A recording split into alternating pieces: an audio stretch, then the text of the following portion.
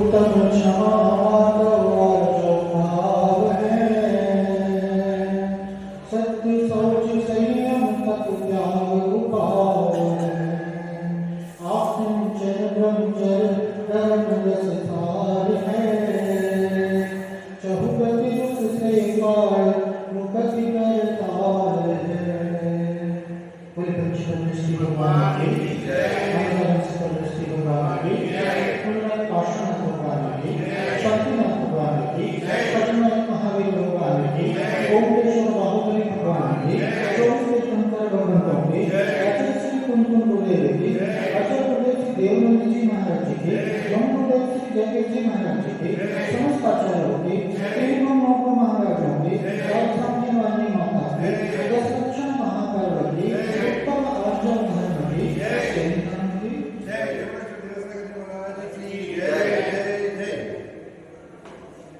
सुख सभी चाहते हैं, दुख कोई नहीं चाहता, लेकिन मालूम है चारों गतियों में कौन सी गति में सबसे ज्यादा दुख है? मालूम है? सामान्यतः यही जवाब सामने आता है कि सबसे ज्यादा दुख किसमें है? नरक गति में है। लेकिन शास्त्र कहता है, आचार्य कहते हैं कि सबसे ज्यादा दुख कहाँ है? तिर्यंच गति। तिर्यंच गति निगोद में सबसे ज्यादा दुख है। एक श्वास में 8-10 बार जन्मों मरो सैयों दुख हुआ कि एक श्वास जितना हम लेकर के छोड़ देते ना, इतने समय अंतराल में वो निरोध का जीव 18 बार जन्मता है, मरता है, मतलब वो ठीक से जीव नहीं पाता। ऐसी दशा निरोध में होती है, तो वो निरोध गति किसमें आती है? तिर्यंच में। और आचार्य क्या कहते हैं? अजय श्री उमा स्वामी कहते हैं माया त्रिलोक की शक्ति। मायाचारी करने वाला व्यक्ति तिर्यंच गति को प्राप्त होगा। हमने क्रोध का अभाव किया और क्षमा धर्म को प्राप्त किया। हमने अहंकार का मान का अभाव किया और मार्गव धर्म को प्राप्त किया। आज गाड़ी है आर्जव धर्म की, और आर्जव धर्म क्या कहता है कि अपने अंदर की मायाचारी, छल कपट, ठगी, इसके व्यापार को बंद करके जो आत्मा का शुद्ध निश्चल स्वभाव है, वह क्या है? आर्जव धर्म है। अगर तिर्यंच गति में दुख को नहीं प्राप्त करना चाहते हो, तो जीवन से मायाचार को, छल कपट को, ठगी को क्या करो? दूर करो, इसका अभाव करो। तो ये क्या होगा? हम सदगति की प्राप्ति कर सकते हैं। मायाचार के प्रभाव से दुर्गति की प्राप्ति होना निश्चित है। मायाचारी कहो, छल कपट कहो, झूठ कहो, फरेब कहो, ठगी कहो, धोखा कहो, सब क्या है? एक ही बात है। और जहां पर ये सारी चीजें हैं, वहां पर आर्जव धर्म नहीं है। आचार्य कहते हैं योगस्य वक्तृता आर्जव, योग मन वचन काय की एक रूपता का नाम क्या है? आर्जव धर्म है। जहां मन में कुछ चल रहा है, वचन के माध्यम से कुछ और व्यक्त हो रहा है, और क्रिया के माध्यम से और कोई क्रिया हो रही है, जहां पर मन वचन काय की विरुद्धता पाई गई, वो क्या है? आर्जव धर्म नहीं है, वो मायाचार, वो ठगी। मन वचन काय की एक रूपता का नाम क्या है? आर्जव धर्म है। सरलता, सहजता इस सुख का आधार है। क्या अपने दोषों को छिपाना, अपने गुणों को बढ़ा चढ़ा करके कहना, ये सब क्या? जो हो जैसे हो वैसे हो, ऋजु भाव आज ऋजुता का, सरलता का, सहजता का नाम क्या है? आर्जव धर्म है। जिस प्रकार से एक बालक होता है, एक 2 साल का बच्चा होता है, वो कैसा होता है? सहज होता है, सरल होता है, उसके अंदर कोई छल कपट माया जाति नहीं होती, भोला बालक होते हैं। ऐसा बालक के समान जिसकी वृत्ति हो, वो क्या कहलाता है? आर्जव धर्म का है। बच्चा होता है ना,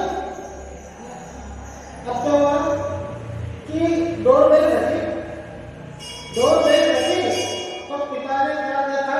उन्हें होगी ना बीट दरवाजे में देखने वाली, बाहर कौन खड़ा है, घंटी कौन बजा रहा है? तो देखा तो लेनदार खड़ा हुआ था, पैसे लेने आया था, उधारी लेनी थी तो पैसे लेने आया था। तो क्या कहा बच्चे को, 2 साल के बच्चे को बोला जाओ गेट खोलो, तो क्या बोलो? पापा नहीं है, पापा घर पे, पिताजी नहीं है। अब बच्चे की सरलता देखो, वो बच्चा तो बच्चा है, वो गेट खोलता है, बच्चा कहता है पापा कह रहे हैं कि पापा घर पे नहीं है।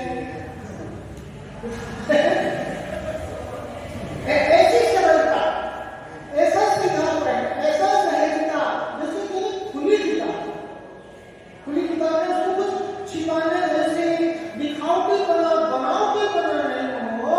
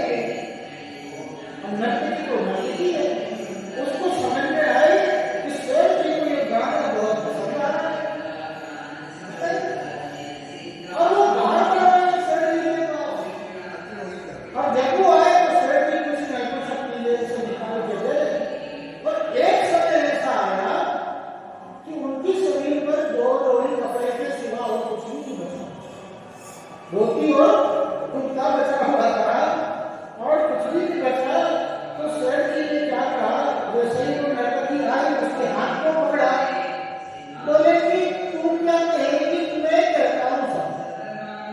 तू क्या राज की बात बताएगी, मैं बताता हूँ राज की बात। सुनो भाइयों, आज शाम को मैं अपने बागान में गया तो वहाँ ऐसे ऐसे गोबर में नाम रखा हुआ था और वो मैंने धोया और बताया। बोले आप मुझे जो कहना है वो कहें। बात आपके समझ में आ रही होगी। जहाँ पर कुछ छुपाने की भावना है, जहाँ पर भय है, जहाँ पर आकुलता है, वहाँ पर आनंद आपका सुखी नहीं हो सकता। आनंद तो सरलता में है, सहजता में है। जैसा बालक की मृत्यु होती है वैसा कि ढोंग का जीवन मत जियो, ढोंग का जीवन मत जियो, ढंग का जीवन जियो। आप जैसे हो वैसे बनेगा। दिखावटी बना, बनावटी बना कभी भी स्थायित्व को प्राप्त नहीं होता। एक ना एक दिन वो राज खुलता ही है। और आप जैसे हो वैसे रहोगे तो सरलता, सहजता आपके लिए कभी भी आकुलता का कारण नहीं बनेगी।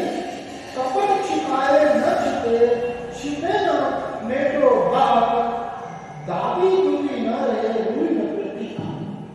कपट कभी, छल कपट, चोरी, मायाजाली कभी छिपता नहीं, कितना भी छिपा है।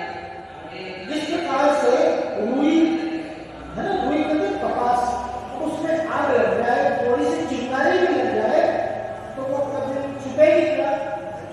थोड़ी देर में वो भड़क करके सामने।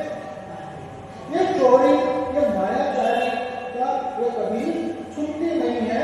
इसलिए क्या करने यहाँ जाए, सरलता को अपनाओ, सहजता को अपनाओ। आइए अपन पंडित जी के पूजा की पंक्तियों के आधार से थोड़ा और इस आर्जो धर्म को समझते हैं। क्या कहते हैं? कपट न कीजे कोय, चोरन के गुर ना बसे, सरल स्वभावी हो ताके घर बहु संपदा। क्या कहते हैं?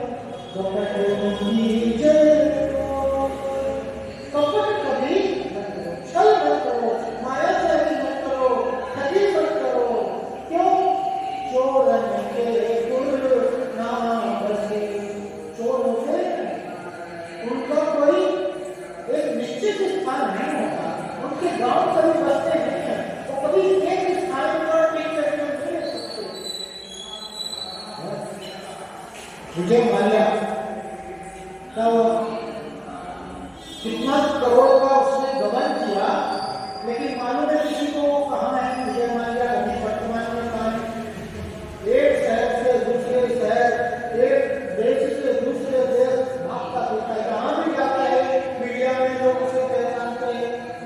कहाँ से निकलेगा? जहाँ भी लोग उसे पहचानते जाते हैं, विजय माल्या मेरा मालना, विजय माल्या के धोखेबाज है, चोर है, बेईमान है।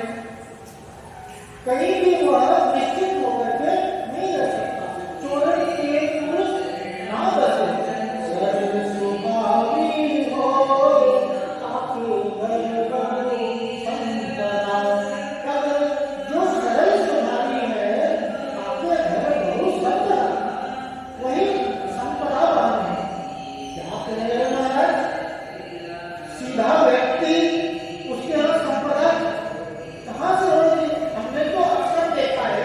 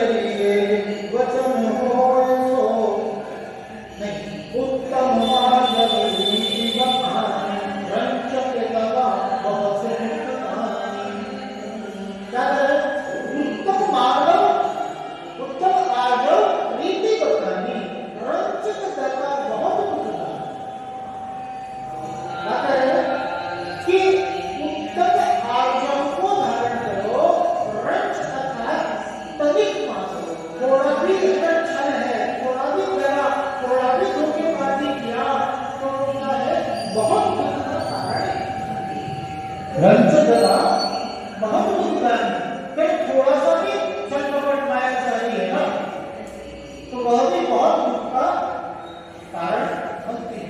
जैसे कोई व्यक्ति किराने की दुकान पर शक्कर लेने गया, 1 किलो शक्कर दे दो तो उसने क्या किया, 70 रुपए किलो के हिसाब से उसे शक्कर दिया तो 100 ग्राम कम दिया, 900 ग्राम मार दिया उसने।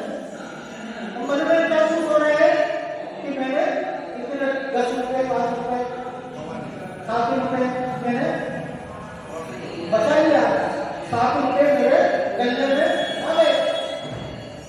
लेकिन विचार करो कि जिस गले में आए, तिजोरी में आए, वो तिजोरी किसका है, लोहे का तिजोरी है। उस लोहे की तिजोरी में 7 रुपए आए, लेकिन इसकी तिजोरी में क्या आए जिसने बताया, पाप करना है। इसकी तिजोरी में क्या है, पाप करना है। वो 7 रुपए का भोग ये कर भी पाएगा, इसका कोई ठिकाना नहीं, ना तो उस 7 रुपए का भोग करेगा। इसके परिवार वाले करेंगे, बच्चे करेंगे या ये खुद करेगा, इसका कोई ठिकाना नहीं है। लेकिन जो पाप कर्म जो इसके खाते में आए, इस पाप कर्म का भोक्ता कौन होगा, ये खुद होगा। जो पेट जिससे माया थोड़ी भी माया चाही, थोड़ा भी छल कपट बहुत दुख का, बहुत तकलीफ का कारण होता है। वर्तमान में तो प्रसन्नता हो रही है कि मैंने सामने वाले को ठग लिया और मेरे पास मुझे पैसे आ गए, लेकिन इसका परिणाम बहुत दुख, बहुत कष्ट, बहुत तकलीफ, दुर्गति रूप होकर के जीवन में आता है। तो क्या करें, मन में हो सो वचन तो चाहिए, वचन हो सो तन सो करिए, करिए सरल मुझोग अपने, देख निर्मल आरसी, मुख करे जैसा लगे तैसा, कपट प्रीति अपारसी। मन में हो सो वचन तो चाहिए और वचन हो सो तन से। जो मन में हो वचन में हो और जो वचन में हो तो, लेकिन यहाँ बारीकी में जानने की आवश्यकता है। क्या हर बार जो मन में आए वो वचन से क्या करना चाहिए? अगर मन में आ जाए किसी को गाली दे देगा तो गाली दे देना चाहिएगा, कटु शब्द बोलना चाहिएगा। मन में आया कि मैं तुझे मार दूंगा तो मार देना चाहिएगा।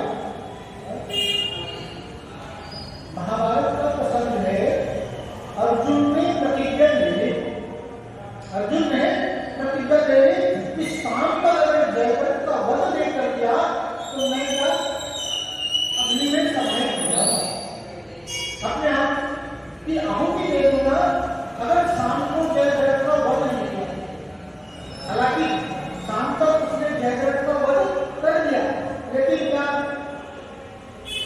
राजपूत की जुबान है जो बोल दिया वो कहते रखेगा। अर्जुन के लिए भी अग्नि में समाहित होना जरूरी था क्या? यहाँ पर एक जो मन में आए वह वचन से नहीं कहो, और वो वचन से आए वह कहे दो, वह काया के माध्यम से नहीं करो। आपने अज्ञानता भावुकता बस कोई छोटी प्रतिज्ञा ले ले, जैसा अर्जुन की प्रतिज्ञा थी, ऐसे कोई छोटी प्रतिज्ञा ले ली तो उस प्रतिज्ञा को तोड़ने में भलाई है। जैसे अभी परीक्षा चल रहे हैं तो माँ बच्चे को बार-बार कहता अभी 10 दिन क्या रात में भोजन नहीं मिलेगा, रात में भोजन मत करना, 10 दिन परीक्षा चल रहे, बेटा क्या हो जाता है तू दे मत दे, मैं तो रात को ही खाना, तू भोजन दे या मत दे, अब वो बाजार में जाकर के रात को तो क्या ये प्रतिज्ञा सही है? कोई कहे कि शाम देख करके और मैं भोजन करूंगा, तो इसने शराब पीने की प्रतिज्ञा ले ली, शराब पीऊंगा, आलू प्याज आदि अभक्ष्य खाने की प्रतिज्ञा ले ली, तो ये सारी प्रतिज्ञा क्या है? तोड़ने लायक है।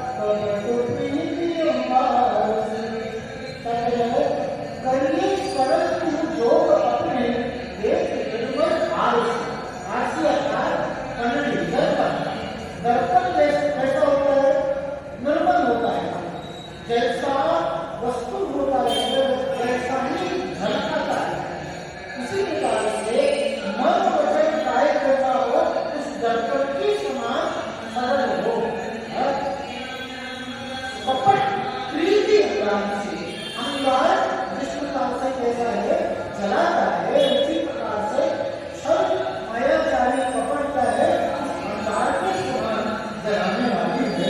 नहीं कहता ये लक्ष्मी अदिति छल करी परमानंद विशेषता। क्या करे? ज्यादा पैसा धन संपत्ति छल कपट से नहीं आता। आप देखो, आप ऋण किसके आगे रहती है? जिसके अंदर क्वालिटी साधन है, जिसके अंदर एक रेट रहता है। वो तो बोलता है आपको लेना हो तो लो, नहीं लेना हो मत लो। ऐसे तो इतने लगेंगे। उस व्यक्ति के यहाँ ऋण रखने के लिए लोगों को विश्वास है। इसके यहाँ रेट कम ज्यादा नहीं होता, इसके यहाँ वस्तु घटिया बढ़िया नहीं होती, बल्कि एक नंबर वन क्वालिटी की वस्तु देता है और उचित दाम देता है, तो उसकी बिक्री में कोई कमी नहीं होती। और जहां तक छल एक बार आप खरीदो, भाई आप किसी को मूर्ख बनाओगे तो बार बार किसी को मूर्ख नहीं बना सकते। मूर्ख तो सामने वाला एक बार ही बनता है, लेकिन ध्यान रखना किसी को मूर्ख बनाकर अगर आप प्रसन्न होते हो तो ये भूल आती है। वो मूर्ख नहीं बना, अरे उसने आप पर भरोसा किया, सामने वाले ने आप पर विश्वास किया और आपने क्या किया? विश्वासघात किया है।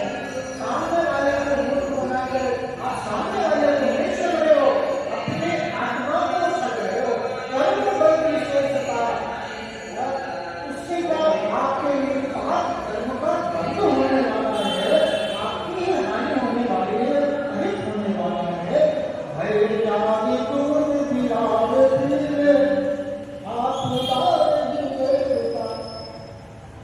जो मायाचारी व्यक्ति होता है वो आपत्ति को नहीं देखता। देखो, क्रोध करने वाला व्यक्ति खुद को मालूम है कि मैं क्रोध कर रहा हूं, मैं गलत कर रहा हूं।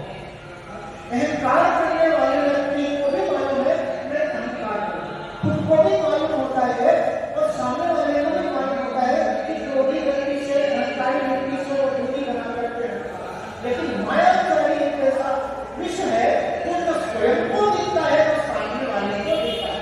इसके माध्यम से मेरा हित अहित हो रहा है, मेरे दुर्गति का कारण हो रहा है। मायाचारी इस बात का एहसास उन्हें भी नहीं देता। भय त्यागी दूध पिलाओ पीले आपदा नहीं देता।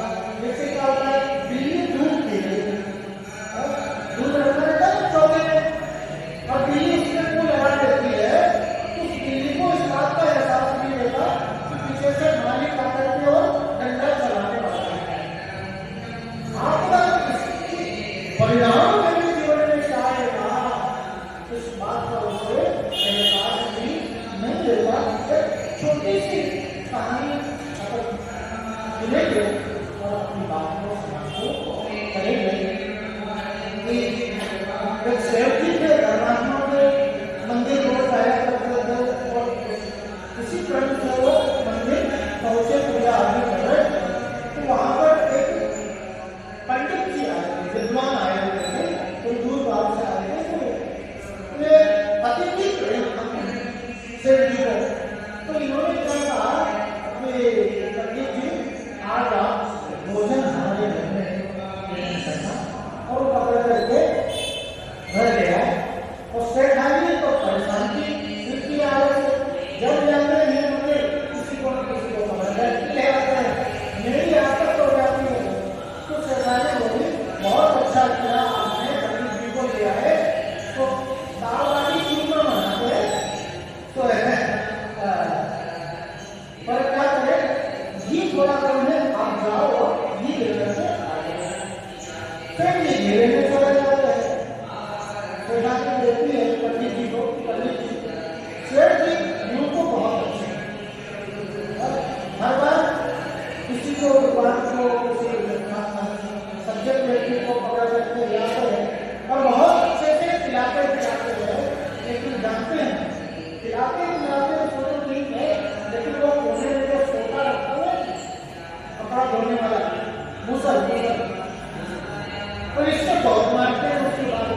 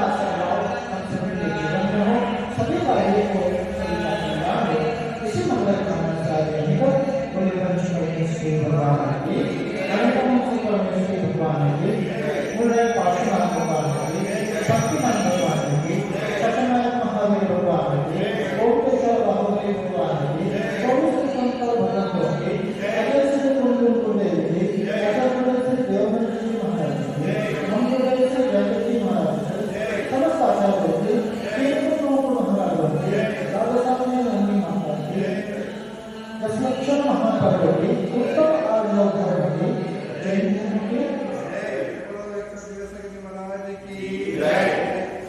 जवानी के ज्ञान से सूझे लोकालो, सोआने सतनो सदा ले तुम हो, ये